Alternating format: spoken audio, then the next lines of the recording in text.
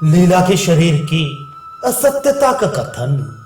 श्री वशिष्ठ जी कहते हैं, श्री राम पूर्व वर्णन के अनुसार लीला और सरस्वती देवी राजा पद्म के उस राजमहल में जा पहुंची, जिसका भीतरी भाग अत्यंत मनोरम था। चारों ओर पुष्पोहार से व्याप्त होने के कारण वे वसंत सा शीतल लगता था। वे उन नगर निवासियों से युक्त था जिनकी राजकार्य करने की तत्परता पूर्ण रूप से शांत हो गई थी। वहां उन दोनों ने एक कमरे में रखे हुए शव को देखा, जो मंदार और कुंद पुष्प की मालाओं से आच्छादित था। उस शव के सिरहाने जल से पूर्ण उत्तम कलश आदि मांगलिक पदार्थ रखे थे। उस कमरे के दरवाजे और खिड़कियों की सांकलें बंद थीं और उसकी निर्मल दीवारें दीपक के प्रकाश के प्रशांत हो जाने के कारण मलिन दिख पड़ती थीं। वे एक और सोए हुए लोगों के मुख से निकली हुई श्वास वायु से व्याप्त था। तदनंतर उन दोनों ने उस शव मंडप में विदुरथ की शवशैया के पार्श्व भाग में स्थित लीला को देखा, जो पहले मृत्यु को प्राप्त हो चुकी थी और पहले भी वहां आ गई थी। उसके वेश, आचरण, शरीर और वासनाएं सभी पहले के ही सदृश थी। उसकी आकृति पूर्व जन्म की सी थी। नख से शिखा तक उसके सारे अंग सुंदर थे। उसका रूप और अंगों की चेष्टाएं पूर्ववती थी। जैसे वस्त्र वह पूर्व जन्म में पहनती थी, वैसे ही वस्त्रों से उसका शरीर आच्छादित था और पहले के से आभूषणों से भी वह विभूषित थी। केवल इतना ही अंतर था कि वह राजा पद्म के महल में स्थित थी। उस समय उसके हाथ में चमर सुशोभित था, जिसे वह सुंदर ढंग से राजा के ऊपर डुला रही थी। इस प्रकार सरस्वती और प्रबुद्ध लीला ने तो उस लीला को देखा, परंतु वह उन दोनों को ना देख सकी। इसका कारण यह था कि वे दोनों सत्य संकल्प स्वरूपा थीं और वह उनकी भांति सत्य संकल्प से आविर्भूत नहीं हुई थी। वत्स राम, ये सारा जगत आत्मा ही है। ऐसी दशा में देह आदि की कल्पना कहां से हो सकती है? तुम जो कुछ देख रहे हो वह आनंद रूप सद्ब्रह्म ही है और वही चेतन है। जिस पुरुष को स्वप्न काल में मैं हिरण हूं ऐसी बुद्धि उत्पन्न हुई हो, वह के जागने पर अपने मृत स्वरूप का अभाव हो जाने पर स्वप्न कालिक मृत को खोजता है। नहीं, जो अज्ञानी होता है उसकी दृष्टि में सत्य का तिरोधान और असत्य का आविर्भाव शीघ्र होता है, परंतु रस्सी में उत्पन्न हुई सर्प भ्रांति के मिट जाने पर क्या पुनः उसमें सर्प भ्रम हो सकता है? कदापि नहीं। इस प्रकार जो जन्म मरणशील शरीर को ही आत्मा मानने वाले हैं, वे सभी अज्ञानी स्वप्न तुल्य इस मिथ्या सृष्टि का चिरकाल तक सत्य की तरह अनुभव करते रहते हैं, किंतु आत्म तत्व का यथार्थ ज्ञान होने से देह में आत्म बुद्धि करना ब्रह्म मात्र ही है।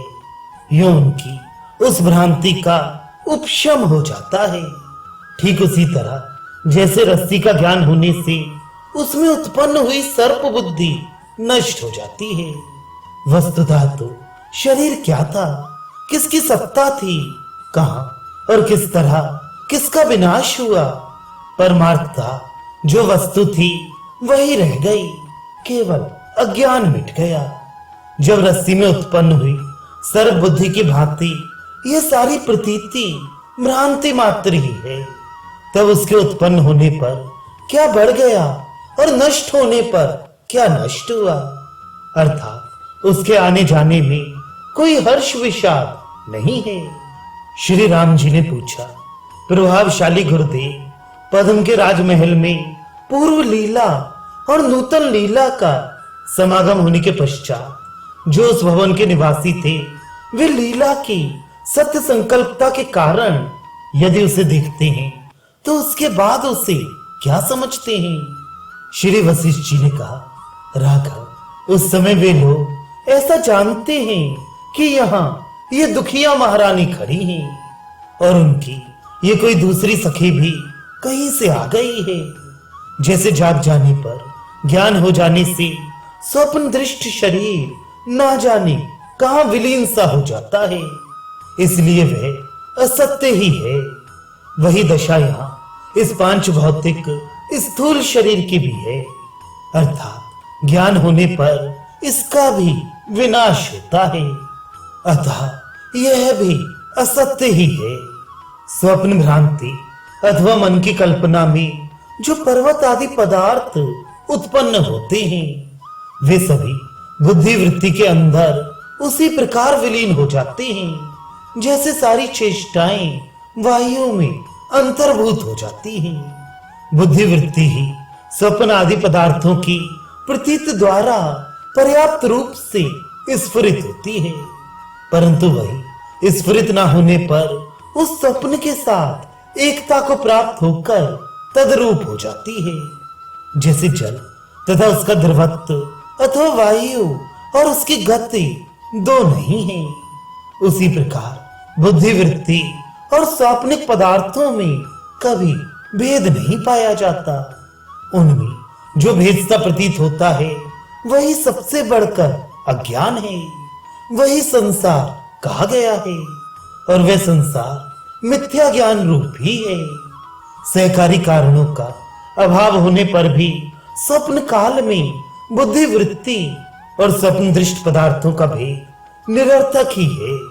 स्वप्न में जैसी असत नगर की प्रतीत होती है, उसी तरह सृष्टि के आदि में असत जगत का भान होता है।